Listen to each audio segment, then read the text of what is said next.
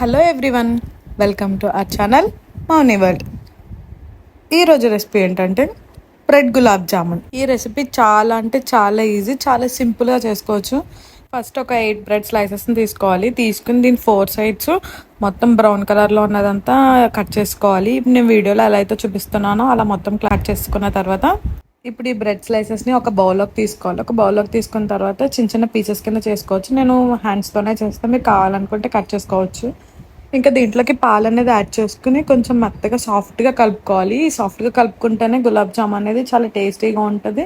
దానికి ఇంకా పాకం కూడా బాగా పట్టింది. సో అందుకని మిల్క్ కొద్దిగా యాడ్ చేసుకుంటే చాలా మెత్తగా సాఫ్ట్గా కలుపుకోవాలి.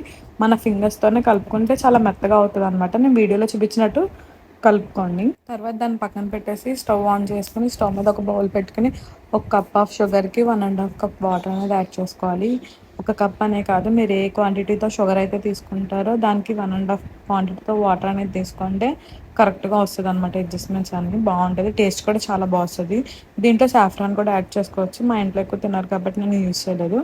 ఎక్కువసేపు కాకుండా ఒక 5 మినిట్స్ ఉంటే మొత్తం ఈ సిరప్ అనేది ఫాస్ట్గా అయిపోతుంది. షుగర్ సిరప్ మరిగిపోయిన తర్వాత దీన్ని పక్కకు తీసేసుకోవాలి. పక్కకు తీసేసుకుని ముందుగా మనం కలుపుకున్న పిండి ఉంటుంది కదా, ఆ పిండిని రౌండ్ షేప్లో బాల్స్ కింద చేసుకోవాలి. ఎయిర్ గ్యాప్స్ అనేవి లేకుండా నీట్గా బాల్స్ కింద చేసుకుంటే అప్పుడు విడకుండా ఉంటుంది. ఆయిల్లో వేసినా కూడా అలా బాల్స్ కింద చేసుకుని పక్కన తీసుకున్నాక స్టవ్ వెలిగించి స్టవ్ మీద ఒక బౌల్ పెట్టుకుని దాంట్లో ఆయిల్ అనేది వేసుకుని హీట్ చేసుకోవాలి.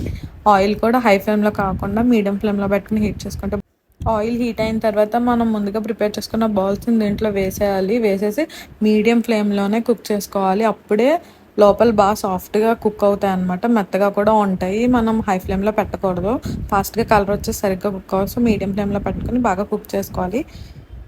ఇలా కుక్ అయిన తర్వాత ముందుగా మనం తయారు చేసుకున్న షుగర్ సిరప్ ఉంటుంది కదా, దాంట్లో వేసేయాలి ఇవి. ఇలా మొత్తం గులాబ్ జామున్ అంతా ఈ షుగర్ సిరప్లో యాడ్ చేసుకుని ఒక 1/2 అవర్ పాటు మనం వెయిట్ చేయాలి. ఒక 1/2 అవర్ వెయిట్ చేయడం వల్ల ఏంటంటే ఈ షుగర్ సిరప్ మొత్తం ఆ బాల్స్ అనేవి పీల్చుకుని టేస్ట్ అంతా చాలా బాగుంటుంది. సో ఒక 1/2 అవర్ పక్కన పెట్టేసిన తర్వాత సర్వింగ్ ప్లేట్లోకి సర్వ్ చేసుకుని తింటే వేడిగా టేస్టీ అయిన బ్రెడ్ గులాబ్ జామున్ రెడీ. మరొక వీడియోతో మీ ముందు ఉంటాను. అప్పటి వరకు బాయ్ బాయ్.